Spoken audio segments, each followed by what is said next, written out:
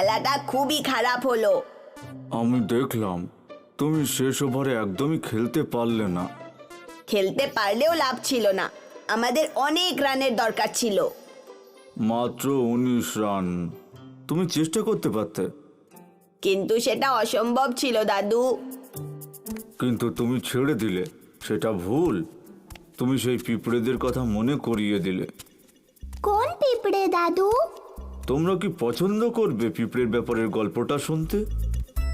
ইয়ে, story time.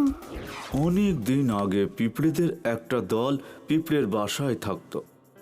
সেটা খুব বড় পিঁপড়ের দল ছিল। প্রায় 100 পিঁপড়ে একসাথে বসবাস করত সুখে। তারা সব কাজে একে অপরের সাহায্য করত। এইভাবে তাদের কলোনি বাড়তে থাকলো। তারপরে একদিন খুব বৃষ্টি হলো। বৃষ্টির জল পিঁপড়েদের বাসার ভিতরে ঢুকে গেল। ওহ না, এবার আমরা কি করব? আমাদের বাড়ির সব জায়গা দিয়ে জল ঢুকে পড়ছে তো। আমার বাচ্চারা, আমার বাচ্চারা, সবাই পালাও, যেখানে পারো পালিয়ে যাও। তুমি কি আমাদের সাথে আসবে না জনি? এখান থেকে বেরোনোর রাস্তা নেই, দেখো চারিদিকে শুধু জল আর জল। কিন্তু আমরা কি করব? আমরা অন্তত পালিয়ে যেতে পারি তো। ভয় পাচ্ছি যে আমরা সুরক্ষিত নই।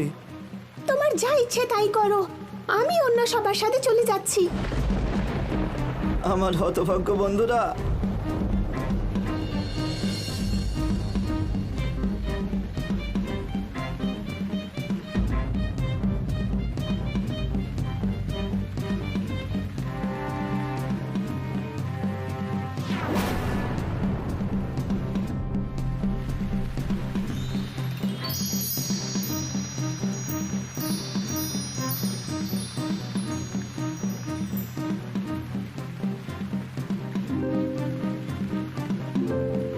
আজকে যদি আমার বন্ধুরা আশা ছেড়ে না দিত, তাহলে ওরা আমার সঙ্গেই থাকতো।